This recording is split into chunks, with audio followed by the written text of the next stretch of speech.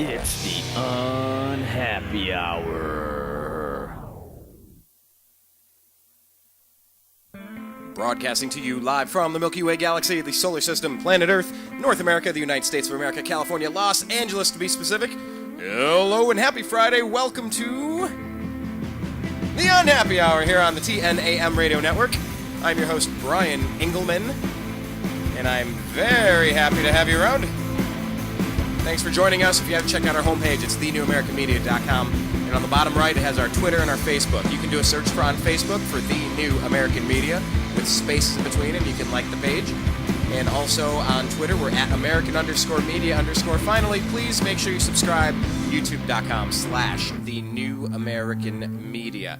Now, last week we took a break from our regularly scheduled guest. We have had Zak Baris, lifelong Cleveland sports fan and NBA scout, on the program multiple times.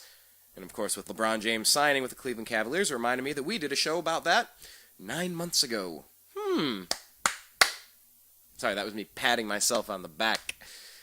Interesting. So it's been a hell of past couple of weeks with LeBron coming back, and Zach's been on the show for a couple of years, so we're thinking bring him in now, talk about this Andrew Wiggins trade.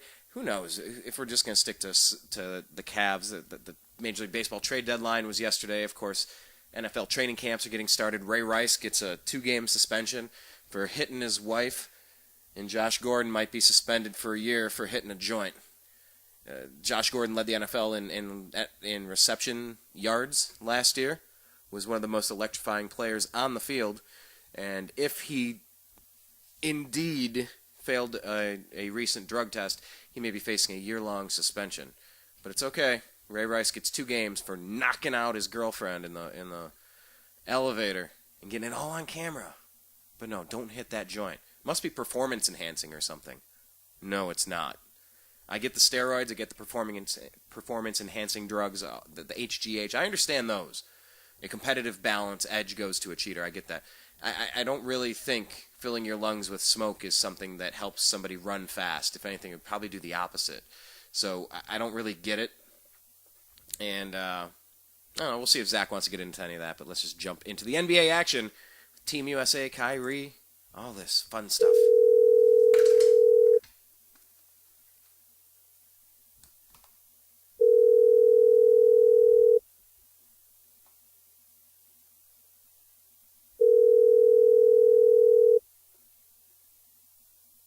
I love when it rings. Hello? Zach, howdy, sir. Welcome. You're live on the air. How you doing? I'm good. How about yourself? You know, I'm living the dream. I was just kind of reminding the audience that we did a show about LeBron returning to Cleveland 9 months ago, if you recall, and we sent that one out. It's in the archive. So it's been a very exciting few weeks for us, finding the culmination of something we've been talking about for a long time. Oh, yeah. Absolutely. It's been like number one on our radar. Andrew Wiggins has been number one on your radar for a couple of years. Well, what's funny is we've been talking about Wiggins. I've been trying. Someone's like, so when did you actually start hearing about Andrew Wiggins? I was like, 3 years ago is when he came onto my radar. Don't say where it was, because I think UFC as MMA will blow a gasket if you mention the Nike Hoop Summit again.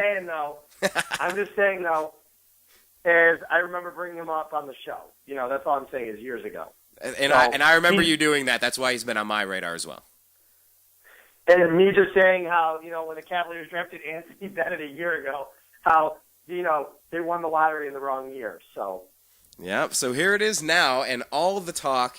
What was the latest one from Brian Windhorst? It was saying Kevin Love to Cleveland is 99% a done deal. My question with you, Zach, is why did the Cavs not play a little more hard to get with all of the draft assets, maybe with the Dion Waiters, the Anthony Bennett's, maybe swing a trade to free up cap space and take on bad contracts, something. Why were they so quick to go to Wiggins? The problem is problem number one right now is that you've got Chicago offering up a nice package, and the problem is if Chicago goes into the season with Joakim Noah and Kevin Love as their front court, and also with Pau Gasol and Derrick Rose, they're going to be a very, very tough team to beat. And just assume Jimmy Butler would be on that team too.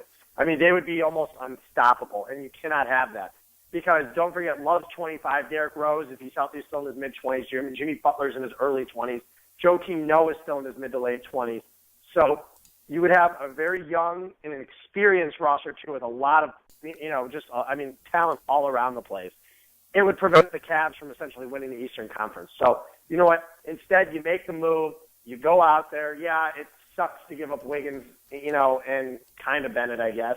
But, you go out there and you make that move and you want to become the dominant team in the East and potentially win a title. And I can tell you right now, Kevin Love is a better player than Chris Bosh. And I'm not going to say, I think at this particular moment, Kyrie Irving is a better player than Dwayne Wade. But 4 years ago, I wouldn't even put them in the same sentence.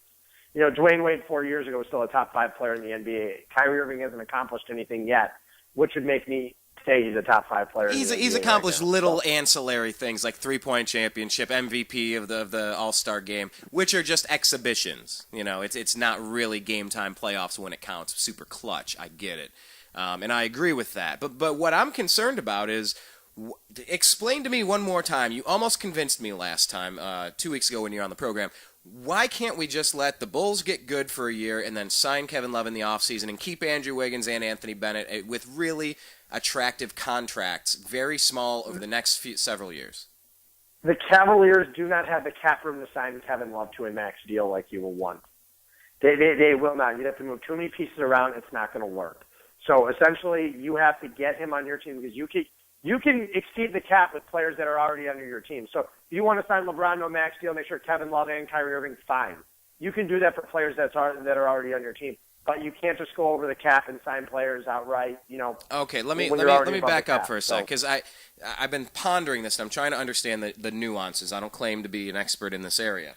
Now, so you can go over the cap to sign players that are currently on your team. Am I following that? Yeah, and you correct? you can still go over and sign guys at the mid-level and still do that and sign guys for veteran minimum, pick up non-guaranteed contracts, use trade exceptions, hence the Brendan Haywood contract at the end of the year. There are ways around it, like the Cavaliers did a few years ago when they acquired Shaquille O'Neal, or when they got Antoine Jameson for Zydrunas Ilgauskas' expiring contract, and they were able to take another $13 million, and then, there's just ways around it, but you have to be very smart in maneuvering how to do that.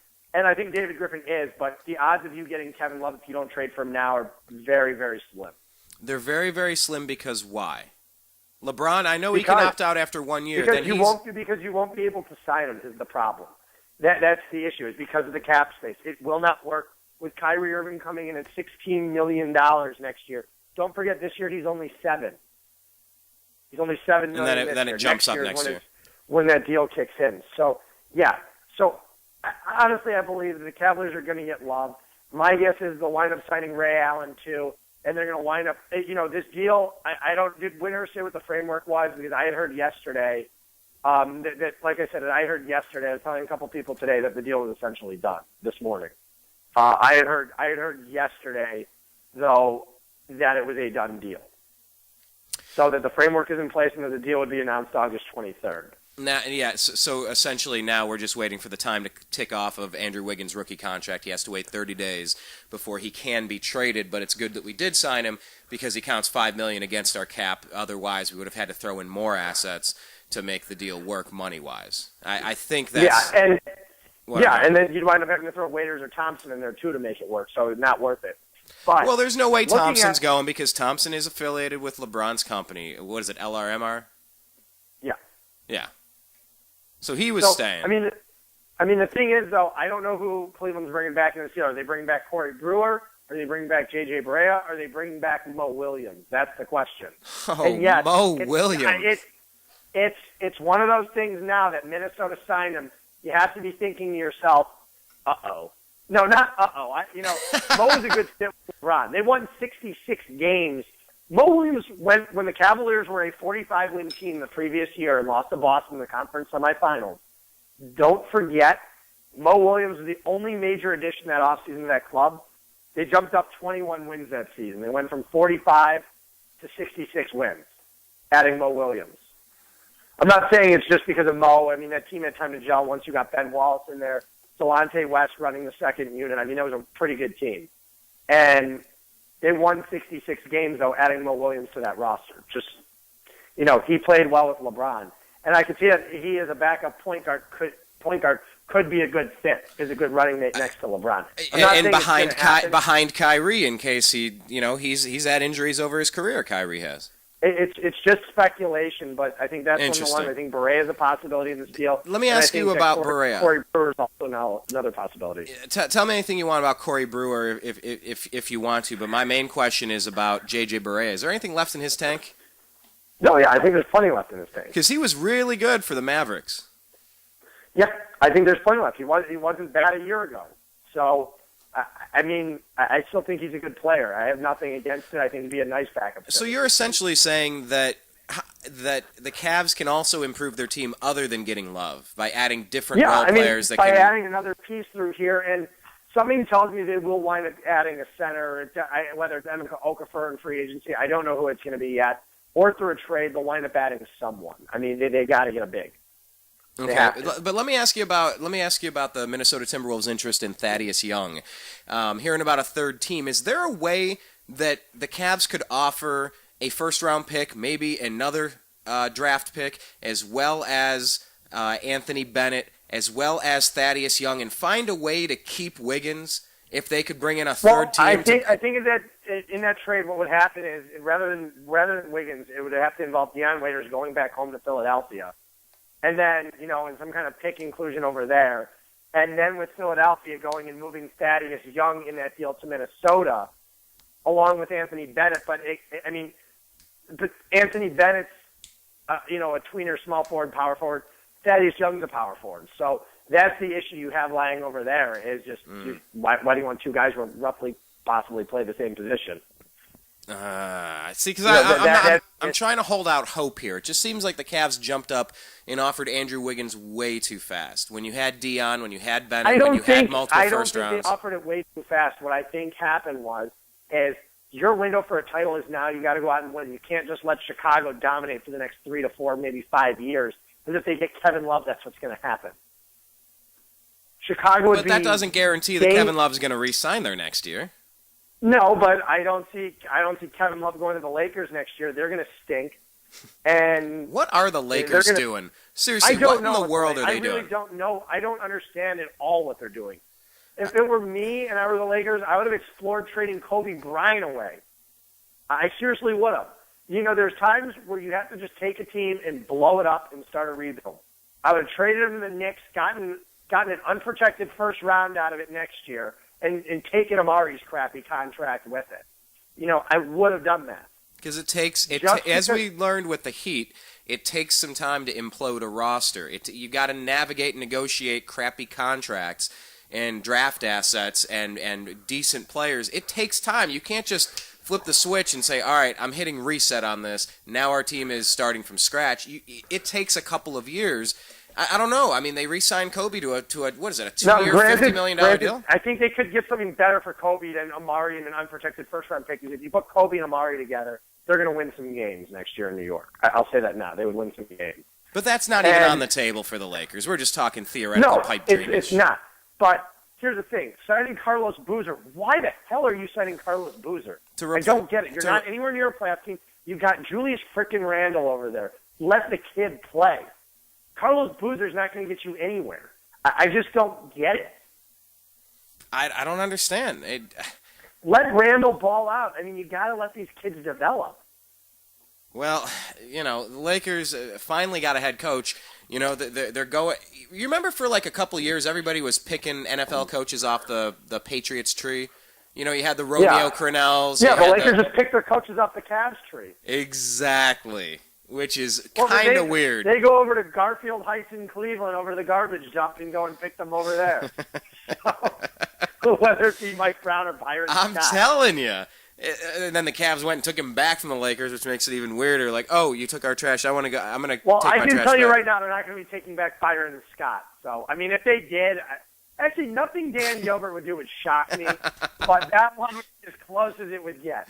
That's fair enough. I mean, Dan Gilbert actually pulled off a way to make LeBron comfortable enough to come home and rebuild his image. Obviously he went to four straight championship games or series, and he won 2 of them. LeBron is obviously one of the greatest players ever to play this game with enough of a resume behind him now. But to finish his career as a king, you got to come home and win a title for your hometown team. We all know that. Dan Gilbert found a way to undo the Comic Sans font and the rants and the horrible rebuilding efforts that he's had under Mike Brown and Byron Scott. So, yeah, I would not put anything past Dan Gilbert either. I agree.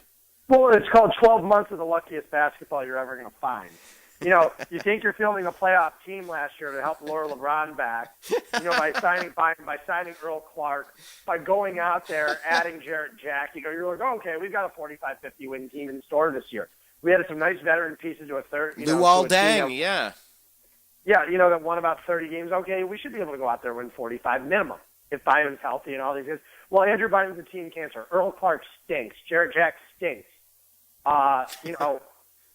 Luol Deng did virtually nothing with the Cavs last year. So all those pieces, they failed miserably, yet the Cavaliers still won the lottery after having the ninth best odds. So and when you think about it being, the ninth best odds or whatever it was, you wonder if they weren't able to get that after trying to make the playoffs and screw that up. How does LeBron decide to come back to Cleveland without the number one pick in Andrew Wiggins that can either be a young defensive superstar, someone who could kind of like wait in the wings and grow with them, and none of the pressure would be on him, he could develop fantastically, someone you could have like when David Robinson handed the torch to Tim Duncan, and so you had 15, 20 strong years of dominance out of relatively similar positions from two big men. It's a little bit different. The way Duncan was one of those guys who was so already developed in college. It didn't matter. When he came to the pros, I believe he was an all-star his rookie season. That's the difference. So you mean like Anthony Davis or like LeBron his first year? No, he was more developed than Anthony Davis. That was the thing. Was he more developed than LeBron's first year? Yeah. Okay. LeBron was very good his first year. Tim Duncan was a star in the league his rookie year. I mean, he and Antoine Walker, I remember, came into the league, and they were just great. I mean, Antoine Walker came in with Ron Mercer to the Celtics, and they completely transformed that crappy team into a playoff team within a year or two. And then you look what Tim Duncan did. Tim Duncan was the most NBA-ready player in a long, long time to come into a draft. Anthony Davis, had some struggles his rookie year. Second year, he was just fantastic, though. Well, even his rookie year was great, but his second year he learned how to score the basketball. This year, he might very well be the best center in the NBA this year. Well, I get their different situations, and I appreciate you kind of like breaking down and showing those differences because, man, it has been a little bit of a long time, and I haven't been a radio host since Tim Duncan's first year, his rookie year in the league. But, just the concept of have a very talented, uber-talented, mega elite athlete come in, number one overall pick 11 years ago, LeBron, and then this year, Andrew Wiggins, and then LeBron puts in there, I know this is going to be a long process, it's going to be really hard to get to the finals, I know that, I'm willing to put in the work. You're just kind of reading that going, okay, we're rebuilding with Wiggins, with LeBron, with Kyrie. But at the same time, you don't want to see them go out and win 52 games this year. If it's me, I mean, yeah, I'd be happy, being a Clevelander, I'd be very happy going, okay, yeah, it's cool. If the Cavaliers can win 53, 54 games this year, that'll be awesome. But wouldn't you rather see them win 65? You know what? I've seen the Cavs have the best record in the league back-to-back years, and I saw it not get us a title. I don't care about regular season. I care about a title. But I'm saying, though, I'd rather see them just dominate, get to the title, not have to worry about anything. And I'm telling you, this is different now. LeBron's much more mature than he was 5 years ago, 6 years ago. You could tell. Much more mature. He took the lead for those Miami teams over the last, especially in their two championship seasons. They would not have won without him, not even gotten close. Don't forget when LeBron went out with cramps in game one, Miami was winning that game when LeBron left. They then gave up, I believe it was 7 straight points to the Spurs. He came back in, scored a quick basket, and then all of a sudden, and then it was out again. San Antonio dominated the rest of the way. It was at that point where LeBron was doing everything, couldn't do it all himself. Now you've got these guys. You've got a 22-year-old running mate in Kyrie Irving. Now it'll give you a 25-year-old Kevin Love to work with. You've got guys stacked in the middle of their early primes. We're not talking late primes in their 30s. We're talking about early the beginning of their prime. The beginning of their So, prime, yeah. After the few years of development. This is a team don't forget, Jordan was great until he was in his late 30s. This is a team that could still be ultra competitive and be the favorites in the Eastern Conference for the next 6 to 8 years. That's what I'm saying. Dion Waiters could blossom, or they could wind up trading him if he doesn't fit with LeBron and Kyrie. I mean, very well, but let's see what happens. Well, I was reading an article about Dion Waiters where he was going through game tape and talking about how he's studying Dwayne Wade and how they played off the ball so that he can learn the best ways that he can be the most effective teammate for LeBron and the Cavs this upcoming season. And that shows a different level of maturity from Dion Waiters right in the beginning. Who really he came off the bench at Syracuse. There were rumors floating around that there was tension behind the scenes with Dion Waiters, and he's ultra competitive, and sometimes that helps, but more often than not, it kind of gets in the way. But I saw Dion Waiters actually taking the time to study to become the best teammate that he can be around LeBron James. How important is something like that to a team gelling together versus just having the skill and it happens? How important is that? It's very important. You've seen guys with skill in the past that don't work out well together. I mean, there's sometimes guys work out better when they're with less skilled players that are just better fits as teammates. It just happens. It's just natural. When you got guys that dominate the ball, like I said now, the OKC model with what Russell Westbrook and Kevin Durant obviously isn't working out so well. And like I said, now, another thing is, too, I've been discussing Kevin Durant leaving again for for a little while. I've been discussing that one. Look at the rumors coming to fruition with that one to the Wizards. I've been calling that one for a while now, too. You have. I agree. You have. It's something that with LeBron coming home, I think the way, and I'll get to this right now just because of the whole Westbrook, KD thing. I think that Oklahoma City should have explored trading Russell Westbrook and keeping James Harden and moving Westbrook for a younger piece at the time. They didn't do that. Oklahoma City, people can say all they want about Oklahoma City winning a title. But I can tell you right now, if the Cavaliers get Kevin Love, OKC's not getting through them. I'll tell you that right now. And I still don't think they're getting through San Antonio. I think San Antonio is a better team. 2 years ago, we saw Oklahoma City get through them because they were a faster, quicker, younger basketball team. And San Antonio just looked old after those first 2 games, and OKC came back and won 4 straight. Last year it didn't happen, and this year it didn't happen. Well, last year Westbrook was injured. This year, San Antonio's just the better team. San Antonio's gotten younger too. With Patty Mills, with Danny Green, with Kawhi Leonard. So how many would that be? 3 of the last 4 years, the Spurs versus LeBron's team, if it happens next year. Yeah, 3 years in a row. Huh. 3 years in a row. So the way I look at it is, if I were Oklahoma City right now, their title window's closing. It's closing fast. You got 2 years left at your current pace of what you can do. Next year becomes the big question. I mean, especially with that team, do you look away at trying to trade Russell Westbrook and getting a guy who complements Kevin Durant better next year? Because that's your only chance at keeping him. Or do you go and say Durant's an expiring deal? Let's go and move Durant. There are a lot of questions to be asked in Oklahoma City, and this is where it comes from. I'm not blaming entirely Sam Presti at all. I'm blaming a lot of it on Clay Bennett, refusing to use the amnesty on Kendrick Perkins was their biggest mistake. They could have wound up signing Pau Gasol this offseason for $10 million. And if you put Pau, Ibaka, KD, and Westbrook, that team would have been unstoppable in the West. And that's how I look at it. I'm saying, their inability to go into the luxury tax has cost Oklahoma City at this point. They're looking at 2 championships it's cost them so far.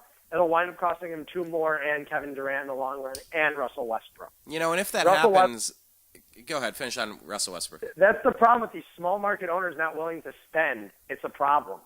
That's why Cleveland, as much as it's been hell for the last 4 years of basketball, Cleveland's fortunate to have an owner like Dan Gilbert who doesn't care about paying the luxury tax. He really doesn't.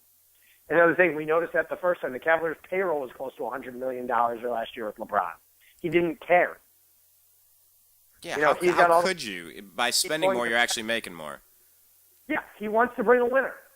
He wants to bring a winner to Cleveland. He's a smart businessman. Look what he's a very he's very responsible for the partial revival of Detroit. I wouldn't say it's anywhere. You know, I mean, you go to Cleveland right now. Cleveland, there's a new hotel popping up every day. There's some new reclamation project or there's some new building going up, it seems like, every week. Detroit doesn't seem to have it. Detroit has farmland, empty, vacant land around their downtown. Cleveland doesn't have that. So Cleveland's in a whole different position than Detroit, though, economically. But at the same time, Cleveland's on the rebound. Dan Gilbert's making money. More people are moving downtown than ever here, you know, over there. So it's really making a push. And Gilbert's going to have no problem selling out that arena. They're going to be selling concessions like crazy. The jersey sales are going to be off the charts. And when people win and people are happy, they're going to be going to the casino, dropping a lot of money after the games. Going to the hotels, going to the casinos, going to the restaurants, staying out at the bars. Money, money, money, money, money. And if you're running, and that's the thing. When you own a nice chunk of downtown, you have a huge incentive to spend, and get the circus is in town. That's the circus, and it's not like the NFL. You want to make it a desirable place too. People have places to go now. You know, a couple of years ago, downtown Cleveland was a ghost town. You know, you've got East 4th Street, you've got Wessex, you've got Ohio City, you've got, you know, the Flats again. You've got all these areas, University Circle, and it's just saying there's money to be made downtown. Like I said, there's, you know, the Westin just opened. You're building the new Hilton downtown. You've got the Marriott Autograph Collection opening up soon. You've got the Kimpton and the La Meridian. You've got bunch of 4-star hotels opening up downtown with bars and restaurants and all of them. So it's really done. The casino helped bring people downtown again. It's unfortunate they haven't gotten to phase 2 yet, but he's still an owner that's very committed, and I think that's what people like about him. Go ahead. Yeah.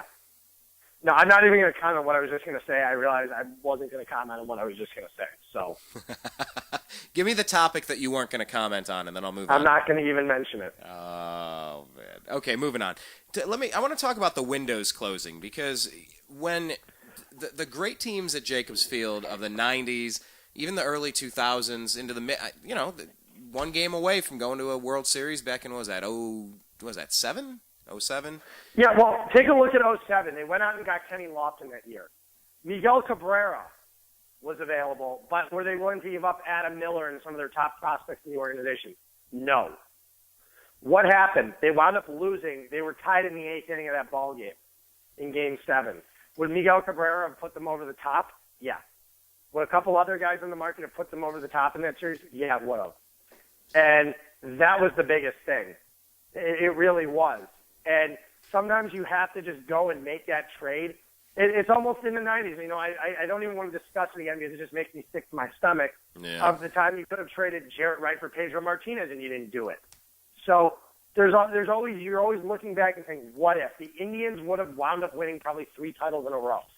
They would have beaten the Yankees. They would have been dominant. Their offense was too good to be stopped, and that pitching would have been nasty with Pedro on the mound. So you can go look back on it all the time. What if we would have made this deal? You know, as long as the Cavaliers get a championship out of this, I think everyone will be happy. Yeah. You know, I'm not going to sit back in the Cleveland and completely, we only won 1 ring. I just want to get the damn thing. I don't care anymore.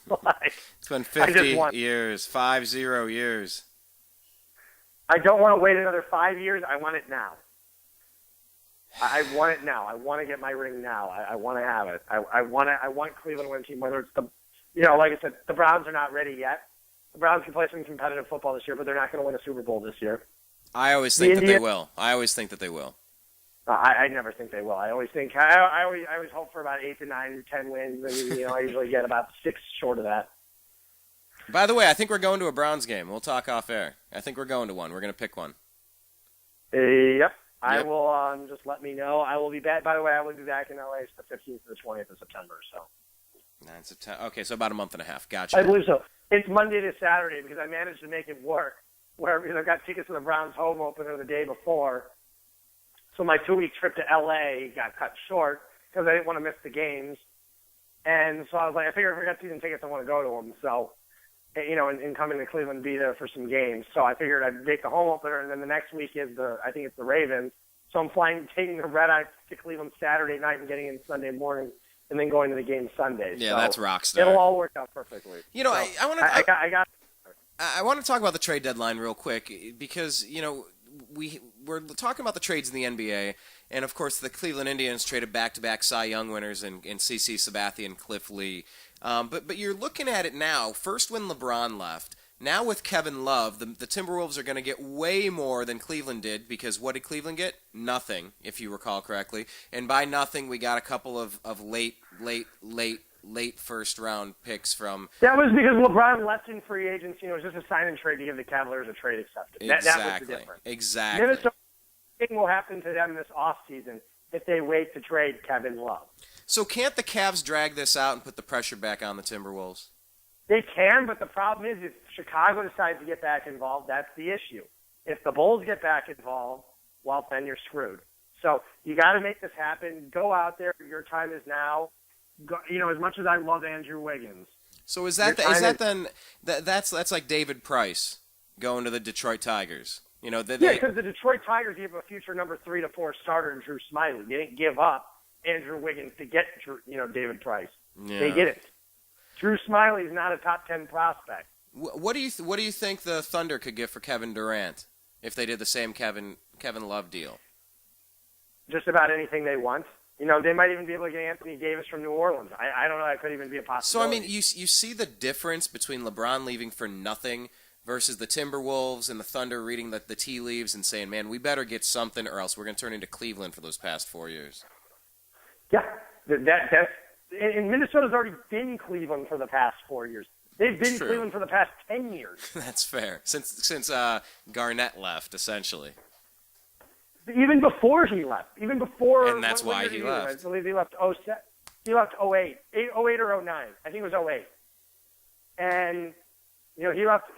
He was traded to Boston in 08. But they had already sucked for a couple of years before that. So it's not like this is a new thing. It was at the point where, Garnett had enough and wasn't having any more of it. So he made the difficult decision. Okay, Garnett has enough, and he gets to dictate what's going on. Same with Kevin Love. He's just said it so publicly, like, I'm not signing. Couldn't Kevin Love say the same thing to the Chicago Bulls and dry up the offer? He could, but the Bulls can say whatever they want. They can say, okay, well, we'll get him. He's not walking to Cleveland. Giving up Taj Gibson, Nikola Mirotic, who you're bringing over, who you drafted a couple years ago, never even played a game for you anyways, who you drafted up, 3 years ago, and giving up Doug McDermott is not the same as giving up Wiggins. Potential superstar compared to, Doug McDermott, the guy who's going to be a good shooter in the NBA, doubtful all-star. Mirotic could be an all-star. And Taj Gibson, you're replacing him in the same position with Love. Love is 100 times better than Taj Gibson. That's the difference. Cleveland's trade offer is much more appealing with the ceilings of Bennett and Wiggins. Those guys' ceilings are much higher. But if Chicago wanted to step there, that offer would still be on the table. That's what I'm trying to say. And if Cleveland goes and weighs down their offer, suddenly getting Thaddeus Gibson in a deal and Anthony Bennett doesn't sound – I don't know. At that point, would you rather have McDermott? Well, how many draft picks would be included with that, unprotected draft picks? Because the Sixers have been stockpiling those draft picks. These Cavalier draft picks that teams are getting. No. I mean the 76ers draft picks. The 76ers draft picks, they're and young talent. Picks. I don't even know how many they have. They got That's my point. Here's the issue right now, though. The lottery could be changed next season. Yeah, let me ask you about that. You have, like I said, it takes several years to destroy a franchise so that you can clear out all the bad contracts so that you can begin to rebuild in a way that's healthy. Is it even possible that the NBA could go ahead and pull the rug out from that long-term multi-year plan that the Sixers have been up to? That just doesn't seem right. Or say, in 4 years we're changing it, so your strategy I think that's more what it should be. I think changing for the upcoming season is a little drastic. I would agree. Because you're altering a team. A team is specifically planned, but they want to prevent this kind of tanking. But in this day and age in the NBA, that's the only way to rebuild. It's what Oklahoma City did, starting with Durant in 07. That was what they did, and they were competitive within 3 years. Okay, so what is it? It's the amnesty clause, and what's the other one where you can dump bad contracts? Couldn't the NBA tweak or is that all part of the collective bargaining agreement? all part of the CBA. It's not going to happen again. Could you amend a CBA without without waiting for the full thing to come up to term? I'm not exactly sure, to tell you the truth. Because I really if that's the problem, is that they want to find a way to avoid teams completely tanking for several years, then maybe they need to find a way to. You cannot blame them, though. But at the same time, though, if let's say you go out of that system where your team gets the first, it is the most fair system, but it might not be at the right time. I mean, let's just say the Cavaliers wind up going into this system and potentially land the number 1 overall pick again in next year's draft. Would you necessarily even want that, though, is the thing? You go, no, I'd want to be drafting 30. I don't want to be drafting at number 1 this year when we've got LeBron. This guy's never going to see the court. Let's go in 7 or 8 years, I'd rather have the number 1 overall pick. Or 9 years from now, I'd rather have that number 1 overall pick and be able to draft LBJ Jr.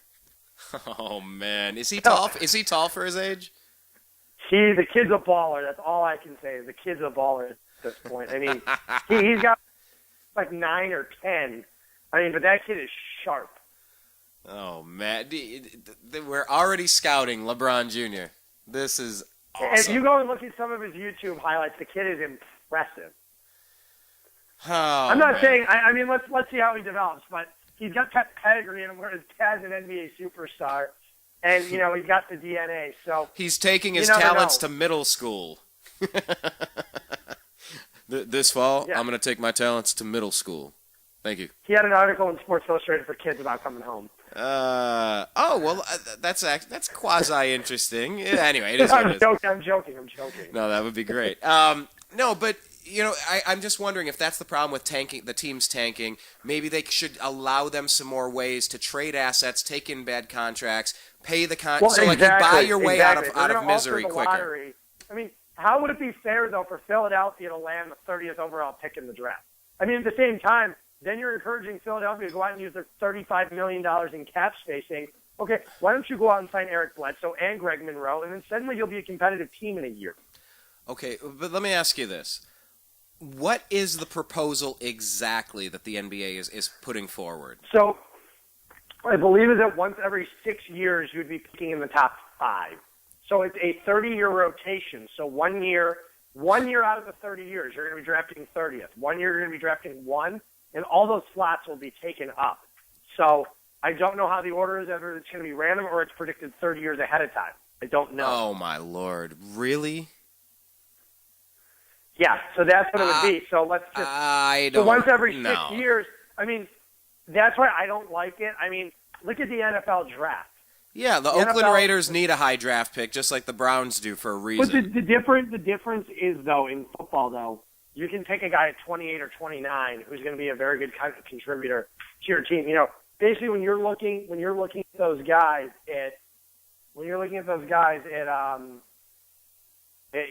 16, 17, a lot of times they can still contribute to your football team as much as a top 10 player would. It's in football, one player, unless it's a quarterback, an Andrew Luck or an RG3, isn't going to make that much of a difference. Can only make so much of a difference. One player is one player. In basketball, though, we've seen what one player can do to a team. LeBron James, Kobe Bryant. We've seen what one player how he can alter a team. In the NFL, other than a non-quarterback can't do that. It doesn't matter if you're Josh Gordon, you're getting 1,700 receiving yards a year with Brandon freaking Whedon throwing you the football. It does not make your team a great team. We've learned that. The Browns have the best left tackle in the game. They've got the best wide receiver in the game. Well, you can't touch the field this year. I'm saying that they have a top 3 corner in the game. I mean, do those translate to wins? No. That's the thing, is you can draft a cornerstone very high in the draft, but it doesn't translate to win. But, I mean, basketball is such a unique game, though, in the fact that, baseball, these guys get drafted, and some of the kids take 7-8 years to come up. Do you remember what year? Yeah, baseball takes forever. Do you remember what year we did a draft recap the other day? I think we did one. Was it the year Kyrie Irving was drafted? Was it 2011 draft? Trip down memory lane. Let's do this fast because I just pulled. I think we were going to do a 2012 one with Deion Waiters next, or we were going to do 2009. Maybe it was. Blake Griffin, number 1, Clippers. Pretty good call, huh? I would say it was decent. Hashim Thabit, Grizzlies, number 2. Oh, great pick. Yeah, he turned out to be a star. No, honestly, it was one of the worst picks in the draft. I still don't understand it to this day. The guy had bust written all over him. You know, he was a great defensive center, but he had bust written all over him. I mean, with the guys available that were available later, I think it was a really bad pick. By the way, is Johnny Manziel? What does he have written all over him? That was one of the polls either today or yesterday, and I don't know. I really don't know. I'm not going to sit here and speculate on Johnny yet, because the guy hasn't even thrown an NFL pass. Let's wait till I see what he does. He could be really, really good. Could be really, really bad. I don't know.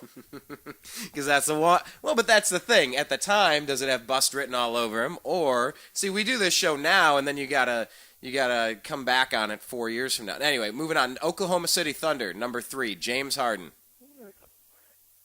It's a time that pick got trashed because they passed on Ricky Rubio. It really did. But turned out Sam Presti made an excellent pick in James Harden. It's just too bad they don't have him anymore. Arguably the best pick in the draft. Oh, Blake Griffin. How serious do you think Blake Griffin I'm is? saying though from where you got James Harden at 3, it was an excellent pick. Blake Griffin was a consensus number 1. Don't forget the guys you had behind James Harden. Any one of those guys could have gone ahead of him. There were a few guys that could have gone ahead of him. Blake Griffin wasn't the number 1 overall pick. It wasn't close. How serious do you think Griffin's injury is with his back? I don't know. I'm not a doctor. I'm not sitting in there looking at his x-rays. I really don't know. Hey, you hear I hope it's not too serious because I do like the Clippers. Yeah, I do too. And they're kind of the only basketball team in LA right now. Number 4, Kings, Tyreek Evans.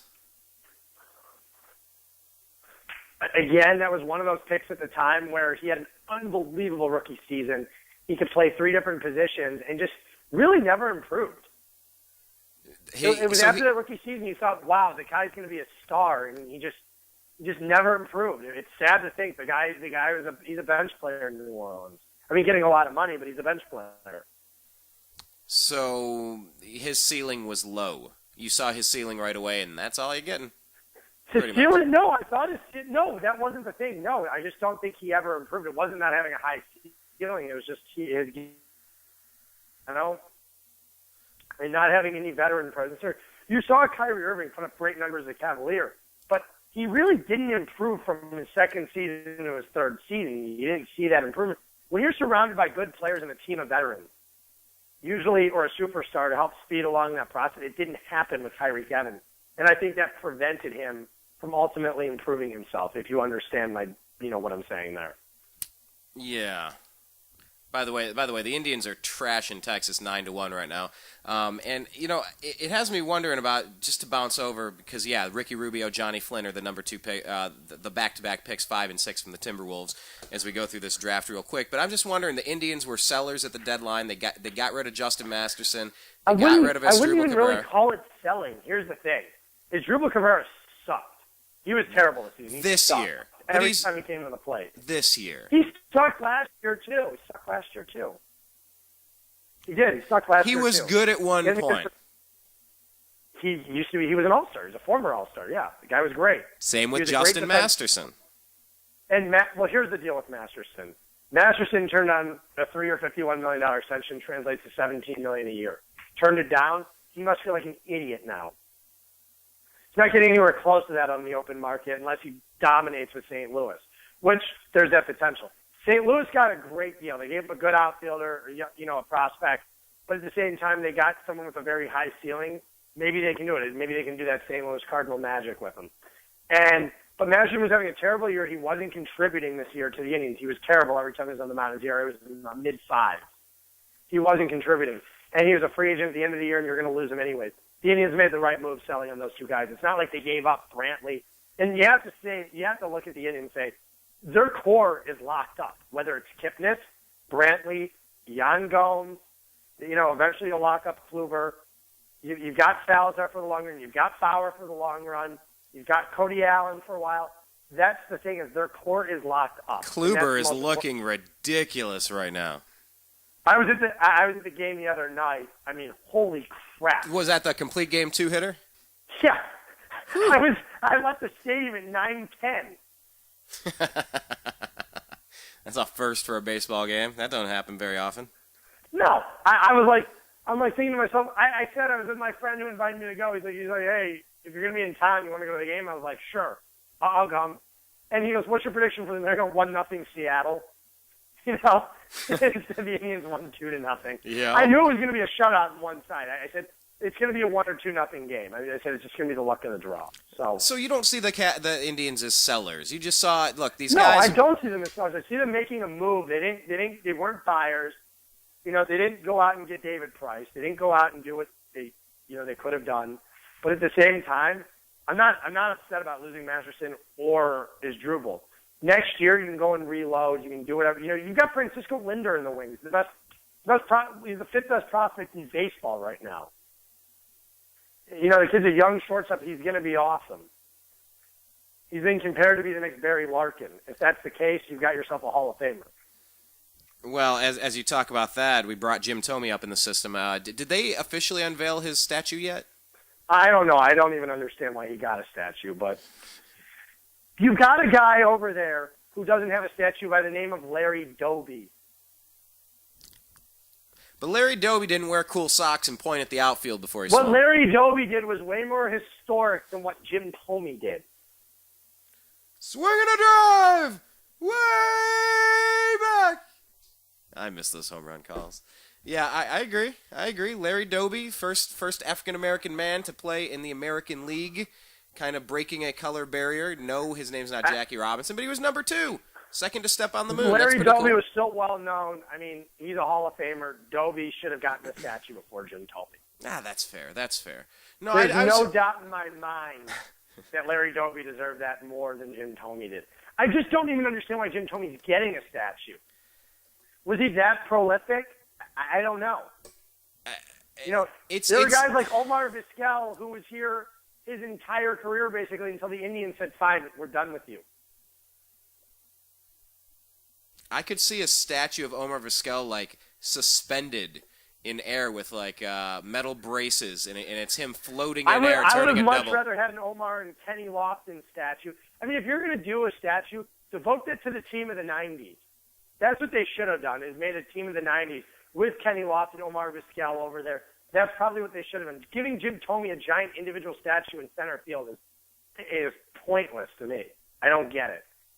I think I'm gonna have to agree with you on that one. That is a little weird. Let me bounce back here to basketball. Ricky Rubio, Johnny Flynn. Rubio's been decent. He hasn't been what everybody thought he would be. I mean, the guy can't shoot the basketball. Johnny Flynn was a colossal bust. How about Curry at number 7? Oh, great pick. I mean, the guy's a perennial all-star at this point. He's one of the best shooters in the league.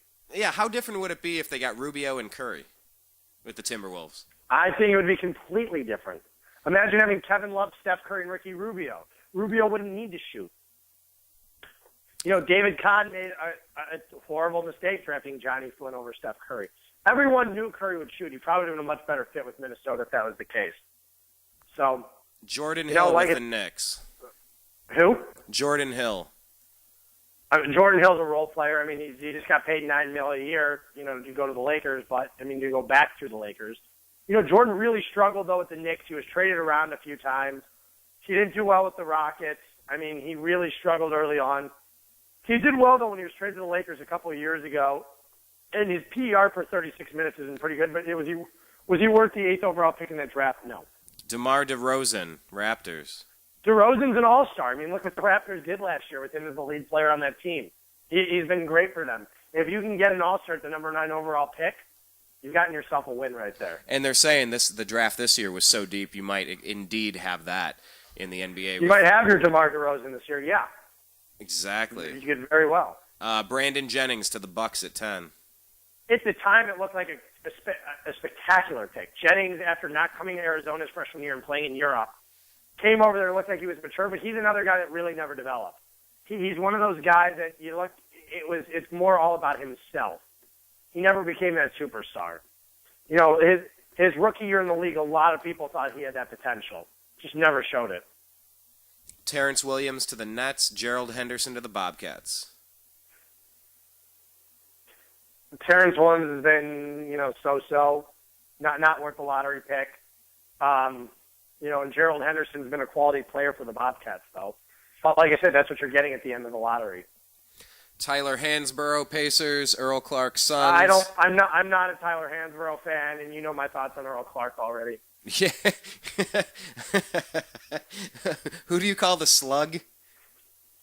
Oh, Semir Den. What do you call Earl Clark? I don't know. He doesn't have a nickname. He just stinks. Austin Day to the Pistons, James Johnson of the Bulls. Nothing. Like I said, those guys they contributed nothing.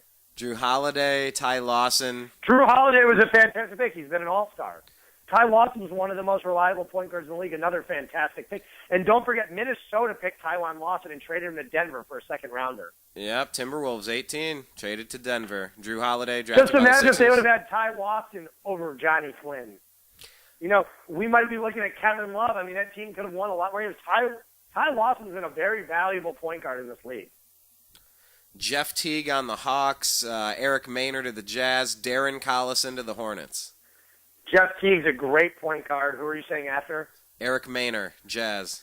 Maynard was a very good backup point guard earlier in his career, and then he had the injury. He's been a mediocre point guard since, but he was one of the better backups in the league a few years ago. Darren Collison, Hornets. Collison, another valuable pick by the Hornets. Collison, when you're getting that pick that late, he was very valuable. He's a good player. For where he was picked. He's not a star or anything, but he's a very good role player. Yeah, for 21. Victor Claver, what is that? Nothing. Blazers, Omri Caspi, Kings. Yeah, Cavs ended up with him for Caspi's one of those guys, though. When you got him, for where you got him, he was a good role player as a three-point shooter in Sacramento. He stunk in Cleveland. But before that, he was valuable to Sacramento for where they got him. Yeah, this is a year where the Cavs drafted last. I totally remember this. Byron Mullins with the Mavericks. Who's this? Roderick? BJ Mullins. BJ Mullins was the number one prospect in the country coming in that season. The reason he came out because his family was dirt poor and they needed the money. He was one guy who could have definitely used another year in college. Yeah, it's tough when what do you do? You know, you need the cash. What do you do? Who's Roderick? Thunder. What's the last name? Boo Boy. I mean, like I said, another NBA role player, but you know, he's been a decent player in the NBA as a good role player. Taj Gibson, 26. Great pick out of USC. You know, it seems like those USC guys are always steals. Whether it's Vucevic, Gibson, DeMar DeRozan, all the USC guys have made good pros. Except for O.J. Mayo, who is, you know, O.J. was just O.J., so. No white Bronco. Damari Carroll, the Grizzlies, Wayne Ellington, Timberwolves. Timberwolves, another pick, Wayne Ellington. Ellington was one of those guys. He was a decent role player. He was decent for the Cavs a few years ago, but never really did much. Damari Carroll. Again, not a ton. Tony Douglas, Lakers. Christian Iyenga, Cavs. Skyenga. I mean, there were some valuable picks in the draft. You got a superstar out of Blake Griffin and James Harden out of it. And there were some very valuable players. And I mean, as far as I know, how many All-Stars we count out of there? There were at least 3, if not a couple more. I think we got 3 All-Stars out of it. Yeah, we had a few. You know, Teague has been borderline. Tywan Lawson's been borderline. Taj Gibson, I finally thought we were going to see what he could do in the starting lineup this year. Remains to be seen. But I do like Taj a lot. And, you know, there were some decent players that come out of the draft, like I said. Yeah, Blake Griffin, James Harden, Steph Curry. There were 2 superstars taken in that draft and 1 All-Star. So I would say that's a pretty good contribution. Yeah, Blake Griffin, James Harden, Steph Curry, DeMar DeRozan. Yeah, there's a couple big names in there. 4 All-Stars. I'm sorry, Steph Curry. And Steph Curry's approaching the line. Steph Curry's still an All-Star at this point. I do not consider him a superstar. You know, he's not in that LeBron level yet or anywhere near that one. Not even anywhere near it? Well, no, not near LeBron. Nobody's near LeBron. No, but the thing is, James Harden's in that second tier of superstars. He's not that number 1. But, I mean, I guess you can put Harden and Steph Curry in the same category. Okay. You can put them in the same category. All right. Hey, Blake's up there, too. I mean, look what Blake's done in L.A.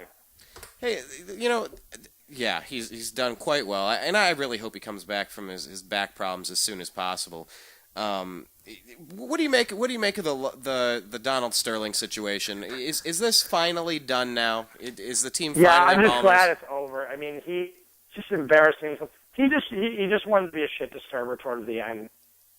And like I said, his comments should have never been made public in the first place. Listen, I'm not sitting here feeling bad for the guy, but what happened should have never happened. But at the same time, the NBA let it happen too. David Stern let it happen. By letting Chris Paul go to the Clippers instead of the Lakers, he made the Clippers relevant. David Stern himself was the man responsible for making the Clippers relevant. No one else. Yeah, that was really The odd NBA when that was vetoed. set it up. Yeah, but the NBA also has refs fixing games, and the Cavs are winning 3 out of 4 lottery picks. I'm telling you right now, the lottery is not fixed. Look, I'm just saying. I do on my other radio show. I dig underneath every rock and look behind every bush for every grassy knoll, UFO, conspiracy. The lottery's a lottery for a reason. It's a crapshoot. Trust me. Do you think the NBA would really want Cleveland? Do you think they really want a Cleveland San Antonio Finals or a Cleveland Oklahoma City Finals? No. They'd much rather have a New York LA or an LA Boston. Like they did a few years ago. They'd much rather have it. I don't really think it matters where LeBron plays. They're going to draw interest. It doesn't matter where LeBron plays. I agree. But that's a game the changer. NBA would much rather see Kevin Durant go to Washington, D.C. in 2 years and have him stuck in Oklahoma City. Because then suddenly you've got the LeBron-Durant rivalry 4 times a year and in the playoffs. That's why they'd rather see that. And because Oklahoma City is the 46th largest media market in the country, it's a little hellhole there. So it's nothing's going to materialize out of Oklahoma City. That's the problem with that. I heard Semi Urden moved to Oklahoma City. That's fine. They can have them. What other of your favorite things would you put in Oklahoma City? No, I'm just kidding. Hey, a story came out a couple of weeks ago, maybe a week or two ago. It was a fan taking a YouTube video urinating on Art Modell's grave. Did you see that one? It's at the point where it's just like, come on already. Like, I hate Art as much as the next guy. But I'm not going to go piss on the guy's grave. I mean, I don't like the guy. I never did. But at the same time, the guy's dead. He's dead. He's in the ground, or it's like, okay, we don't want to piss on a dead guy. I mean, just come on already. It's Bin Laden, I understand. But Art Modell was a jackass in his own right. He was a terrible owner. He wound up losing control of the team anyways. The guy, lost everything. So, I mean, come on. There's times as a fan, you have to realize you've got a reputation. And this guy, by no means, is representing all Browns fans. I know that as a Clevelander, so do you. But at the same time, what do all the fans nationally think of Browns? Oh, yeah, get some schmuck pissing on Art Modell's grave. All Browns fans are like that. One guy ruins it for everyone. You don't need to stoop down to someone's level to do what he did to you. Art Modell took a dump on the city of Cleveland. You don't need to go piss on the guy's grave. It happened. It is what it is. Was it Chris Rock talking about OJ? He's saying, nah, I'm just going to paraphrase. And every time someone like me opens his mouth and says, let me paraphrase Chris Rock, it goes poorly. But he's talking about OJ, and he just says, I'm not saying I agree with what OJ did, but I understand. And I'm not saying I agree with what this fan did to Art Modell's grave, but I understand what he did, but at the same time, he has to understand that Modell's dead. Like, creating a YouTube video just for show of, like, what a badass you are, I mean, come on. Yeah, but I love the fact that he has very identifying tattoos, and I think that he's been cited as soon as they can identify him. He's going to get a ticket. I mean, at least wear a hoodie when you're uploading it and stuff. Come on, man. You heard Edward Snowden. The NSA reads all of your emails, all of your text messages, and certainly watches you on Google, watches you on YouTube. Come on, pal. Anyway, I digress. I mean, like I said, the guy made a boneheaded decision, but if that's what you got to do to get over it, and you're going to wind up facing jail time because of it, mostly the guy's not going to go to jail. He's probably getting some kind of stupid probation. He might get the electric chair for that one. He might get the chair.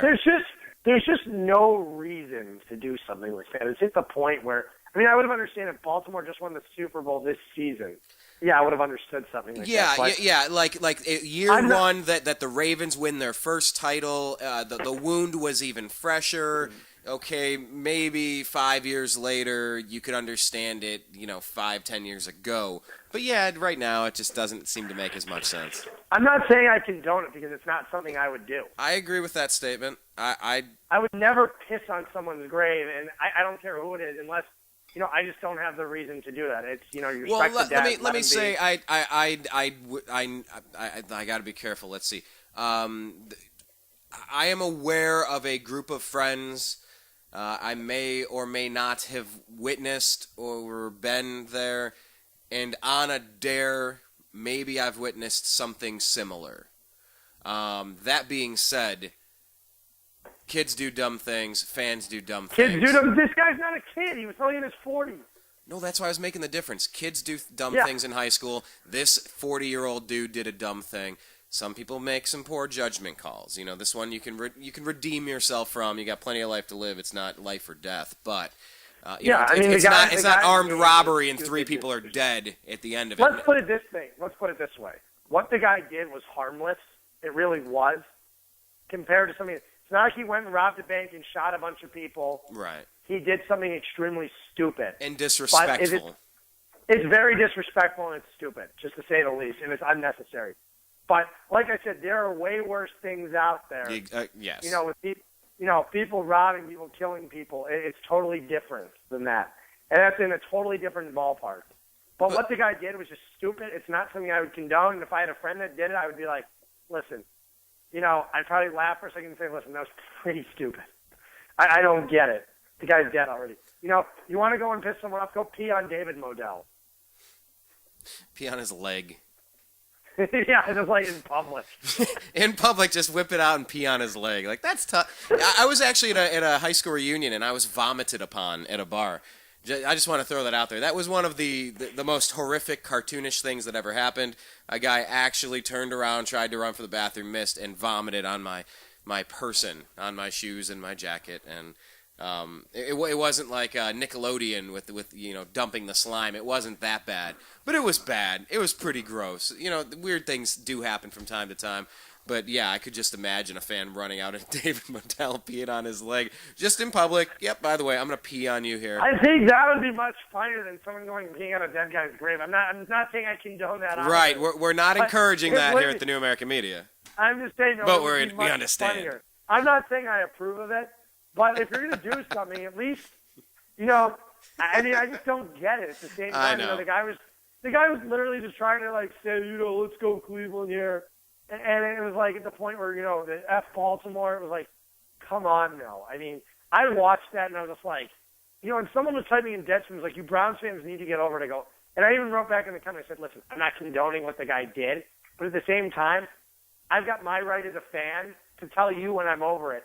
And like I said, Baltimore fans, I remember when Indianapolis won a Super Bowl a few years ago. After you guys already got yours, we're still bitching about Peyton Manning in the ear stays winning a title in Indianapolis. Right. Because they were your Baltimore Colts.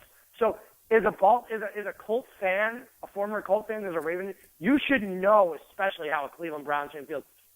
Except, the thing is, they don't understand the half of it because they got in there and they got a winning team that won within 5 years of coming to their city. Cleveland, we haven't had a winner now since in over 20 years. We haven't had a team that has won a playoff game since 1994. So it hurts way more. But those Baltimore Colts fans those Baltimore Ravens were salty as could be, as salty as they could be after the Colts won the title a few years ago. And by the way, I just want to throw this out there for all the Baltimore fans talking about respect. There was a Ravens fan who took a dump on the older Irsay's grave not just a year or two ago, and it was made public all over the place. That's way worse than what this Browns fan did. I'm just saying.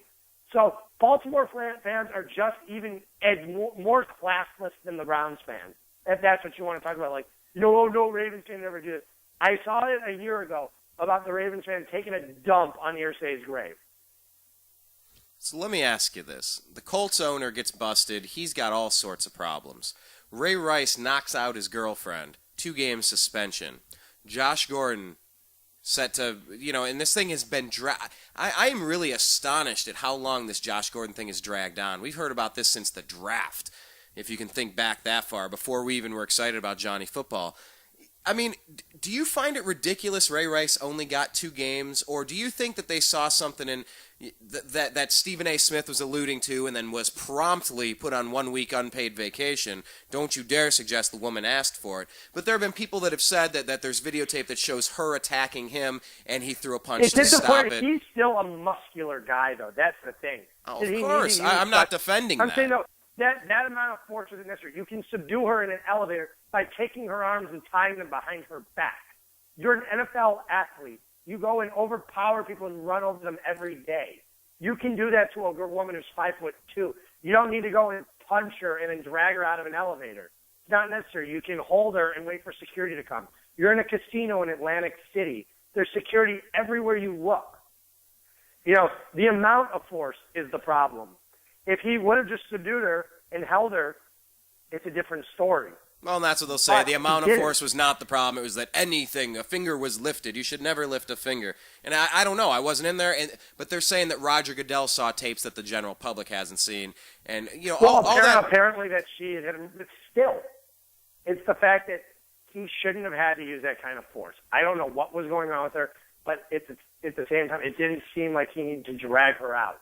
Yeah, it was ridiculous. The door opens, you got an unconscious body being dragged out. It's a chick, and you're a dude. Oh, and you're in the NFL, and you go, man, this is not good. I mean, do you think the Ravens fans could have ever thought after watching that video that they'd see Ray Rice on the field this year? I mean, does 2 games sound ridiculously if it were me, low? At this point, anyways, he's no longer a significant contributor on the field. He sucked last year. He did. He killed one of my fantasy teams. I remember that. I would have cut his ass. I would have cut his ass after that happened. No. Harbaugh came out and said he's a wonderful man. It's up to him. So, but it's amazing, though, in this day and age, you can punch a woman out. So, let's just remind Josh Gordon next time, though. And I'm being as sarcastic as I can when I say this. And, next time you feel the urge to smoke weed, just go punch some woman in the elevator, and you'll be fine. Yeah, you can hit a woman, just don't hit a joint. No, there's a guy like Justin Blackmon. Deserved his year suspension from the NFL. Got caught again with weed. This guy just has a problem. Well, Josh Gordon does too. It went back to high school, Gordon to college. Gordon does have a problem. He does. But at the same time, if he did really pass over 70 tests and he failed by a billionth of a gram and his other test was clean that was under the measure by over, I think it was like 1.71 or 1.61 it was clean by, rather than losing it by a billion, he does have a good case to overturn, which would indicate probably secondhand smoke, because your levels would be much higher if you were, if you'd actually smoked. So the thing is, if his B sample would have been the one submitted, we wouldn't even be talking about this right now. We'd be talking about a potential 4-game suspension next season because of the DUI, which could still be pled for a lesser, for a month. Maybe a driving without a seatbelt or just reckless driving charges. Well, Josh Gordon just got a DUI on top of it. Well, that's what I'm saying. I was just mentioning that. Yeah, but, I mean, Josh checked himself in the rehab, but the thing, though, is he did pass over 70 drug tests in a row. That A-B thing that they do, is it always the first one is A and the second one is B, or is that randomized? Yeah. No, what it is you pee in a cup and they spill it out and they take one sample and leave the other one, and it's just randomly tested. All right. Yeah, I mean, do you find it weird that you can only get a 2-game for punching a woman out and you lose a whole season? Yes, I do, seems but so wrong here. The thing with Josh Gordon is this isn't a first-time offense. This is his 3rd time.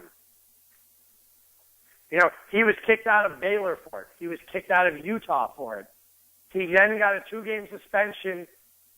I think it was last year. He had a 2-game suspension. Was already his second one in the NFL. He had already had one previously, which he wasn't suspended for, I don't believe. And then he has this one. So, I mean, it's just at the point where, come on, enough is enough. I mean, is weed really that enjoyable? No. Is it worth the millions and millions and millions of dollars you're going to lose? No, it's not. He obviously hasn't come to realize that if that's what happened. And it's just a shame. It's really a damn shame. Yeah, it is. When we wrap this up here, I just want to get your thoughts on Team USA and everything that's going on. You're seeing Kyrie competing. You're seeing Dion. Can you just tell us about the whole what's going on right now with the select team, with Nike being a part of it, with all the young talent, the people that are not participating? Kevin Love it would keeps staying suggest out. that Kyrie Irving would make the team over John Wall because he's the Nike guy and John Wall's the Adidas guy. It's unfair to think like that, but it's probably what's going to happen. Same reason why Tristan Thompson is in no trade offers from the Cavs. Well, yeah, I think also, though, I think Thompson's one of those guys, unlike Bennett, who takes some really, really stupid shots. Bennett's potential is higher than Thompson's, I'll say that. I'm not saying he's ever going to reach it, but Bennett's potential is much higher than Thompson's. His ceiling's higher. It doesn't mean you're going to get there. Right. And Thompson's one of those guys who's ready to step in right away this year and contribute because of his style of play, meshes with LeBron's and Varejão's. He's going to get rebounds, and he's going to be there by the rim getting a bunch of open looks. It's going to be J.J. Hickson again, except more experience from 4 or 5 years, from 5, 6 years ago. That's what it's going to be. So you have to think about that and realize that Thompson is a better fit in the system. When you've got a young kid like Anthony Bennett jacking up threes in the middle of an important game, Thompson knows his role. He's comfortable in it. Anthony Bennett still sits there and he makes some bad shot selection. And I think if he doesn't play with an experienced group of guys, I don't know if he's ever going to learn. By the way, LeBron's jersey, number 20. Bennett took the threes out of his game, he'd be a much better player. Yeah, well, that comes with age. LeBron, same thing. First couple of years, he looked terrible jacking all those. He took tons of threes in his first few years with the Cavs. I'll never forget watching those. I go, man, you're good at all this other stuff. Stop with that. Get a post game. You're 6'8". What do you think of LeBron's jersey number 23, by the way? Because I keep forgetting we haven't talked in 2 weeks. I like it, personally. I never... the only reason I didn't have a LeBron fire back in 2010... LeBron fire. Why did I never hear that? All right, yeah. In 2010, I was in New York when he made the decision. I went over to... I was in New York. I was in New York for 5 days right after he made the decision. I then flew over to Israel. And then I came back for a couple days, couldn't find my LeBron jersey in my closet, and then I moved to Los Angeles a couple days later. So I didn't bring my LeBron jersey with me, so I never had that opportunity to have a LeBron fire. And then when someone said it, when I was home for Thanksgiving, he goes, "You want to burn it?" I go, "I'm not going to burn it now. It makes no sense." And I go, I'm still living out that hope that maybe he'll come back someday, and in 4 years if he doesn't come back, then we'll talk. But by then, why are you peeing on Art Modell's grave? The anger has hopefully subsided. The same thing. I never needed to burn a jersey to show how much I hated the guy. I didn't hate the guy. I was just disappointed by his decision. And that's what I'm saying is I would have never burnt his jersey in the first place. I mean, the thing is, the night of the decision, I said to myself, I was with one of my best friends in New York and literally just left the hotel, and I was walking around New York, a little depressed. Did I cry about it? No. But like I said, I didn't even want to talk about it. I didn't want to deal with it. He made his decision. It was final at that point, and I said, okay, it is what it is. Would you give him his own license plate, as an Ohio lawman's trying to do right now? No, I'm not going to get. No, I would never get no LeBron license plate. It's just not me. No, not would you get one. I'm saying if you were do you think it's a good idea for an Ohio lawman to propose a LeBron license plate for the state? If what he's proposing with the money's going to charity, then yeah, I think it's a good idea. Huh. Just for me personally, is it something I would do? No, it's not by my choice. I would not get a LeBron, with LeBron on the plate. It's nothing against LeBron. I just don't need to show that. Yeah, but it's like the statue for Tomey. Why are you giving him? He never brought a championship. Like, wait till you get a championship before you do something like this. Something for the first time in 50 years, a city has this. He's been very important to Akron, to Cleveland, to all of Ohio in general. Yeah, I don't know. That's the least of my concerns, but all I can say is I am going to Miami tomorrow, and I'll be wearing my LeBron 23 jersey, not on the plane. You're that guy. I will not be wearing it on the plane, but I can tell you I will be wearing it. I will be wearing my LeBron jersey tomorrow by the pool. Hey, listen. I remember what it was like when Ravens fans showed up in their jerseys in our stadium when it was fresh, when we were brand new back in the league. That didn't go over so well. I'm not saying, I'm just saying. What do you think LeBron's show is going to be, the thing he's doing in Akron? I think it's a good thing. I mean, I believe the money is going to. I believe the proceeds are going to charity. So I think it's a good thing what he's doing. I mean, when I personally go to something like that, no, it's not my thing. But I'm glad he's doing it, and it's a nice homecoming. Do we know any of the details? What's happening? What's going to occur? I mean, they're all there. I just don't know what the details are. Oh, that's fine. What about the details of Derrick Rose playing with Team USA? How's he looking coming back from his injury? What were you saying? Derrick Rose coming back from his injury. How's he looking? He looks good so far. I mean, he's doing well with Team USA. The scrimmage is on right now, so. Very cool. So what are you taking out of Team USA? What should we pay attention to over the next couple weeks? I don't know. It's gonna be tough to see. It really is, because these aren't the guys. You know, there's no LeBron on this. I mean, there's Kevin Durant on this team, but LeBron's not on this team. It's not your typical Team USA. That's what happens in the off-season years, you know, when it's not the Olympics. So, I mean, it's really tough to say. But, I mean, I remember 4 years ago there were Cleveland fans rooting against Team USA because they want to see Wade, LeBron, and Bosh with a gold medal. That's right. I'm going to cut off my nose to spite my face. All right. Yeah, well, it's interesting. I like seeing Dion at least being a part of it. That's got to be a good thing for someone's development, right? Oh yeah, being part of the select team is. You know, Gordon Hayward, I think it really helped. Tim Boss and Paul George was part of it a few years ago during the Olympics. I mean, you gotta look at these guys that were a part of the select team a few years ago and see how they've matured. Right. A lot of them become good NBA players. Yeah, and you know, while one thing might not cause the other, you know, Kyrie being on the select team, and then maybe this year he gets picked, and, you know, he's on his way not to becoming LeBron James or doing those things necessarily. You know, you got a long road.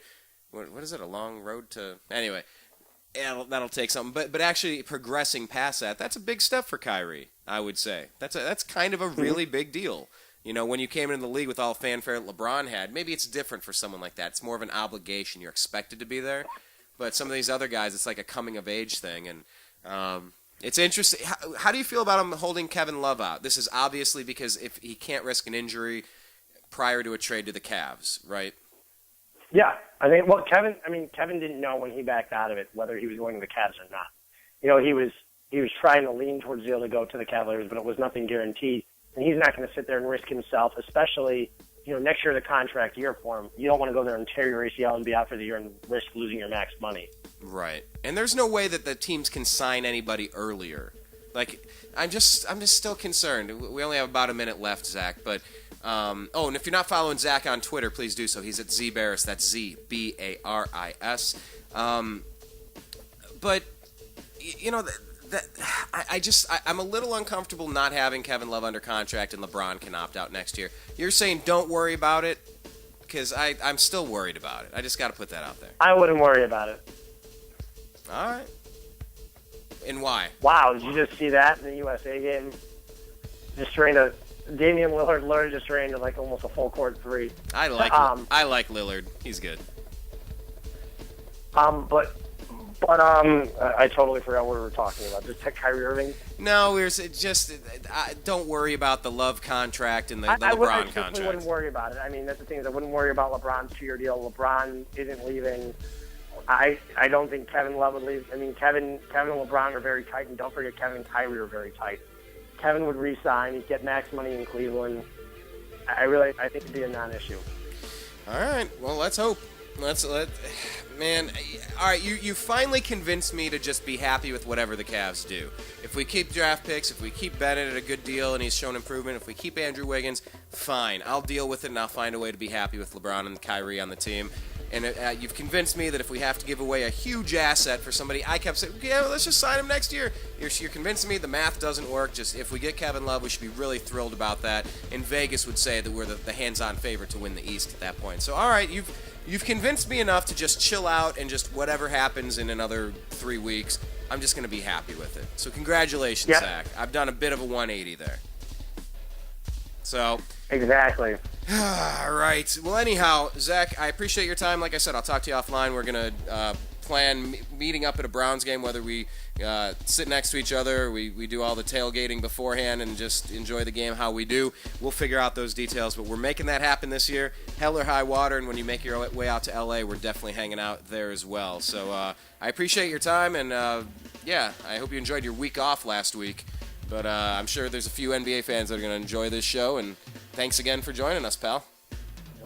Thank you again for having me on. All right, you take care. Have a good weekend. We'll be talking again soon. There goes Zak Baris once again. Follow him on Twitter. He's at ZBaris. That's ZBaris. My name is Brian Engelman, and I have been your host for this episode of The Unhappy Hour. I also do a show called Agree to Disagree. Yep, everything under the sun. Agree to disagree. Bring it. Oh, we're talking Israel. Oh, we're talking Palestine and Gaza. Oh, we're talking about the southern border and this influx of 280,000 illegal aliens. We're talking about Ebola. We're talking about real stuff on these shows.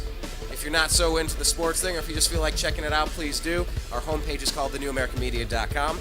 Our Twitter feed is at American_media_. Our YouTube is youtube.com/thenewamericanmedia, and you can do a search on Facebook at The New American Media with spaces in between, and like our page, because all of that content is going to be disseminated in all of those various forums in between our sports shows. So special thanks to Zach, and I appreciate each and every one of you for being a part of our program. Signing out from here in Los Angeles, in the middle of our drought, hoping the Cavs can end their title drought. It's all good. I appreciate you, and peace.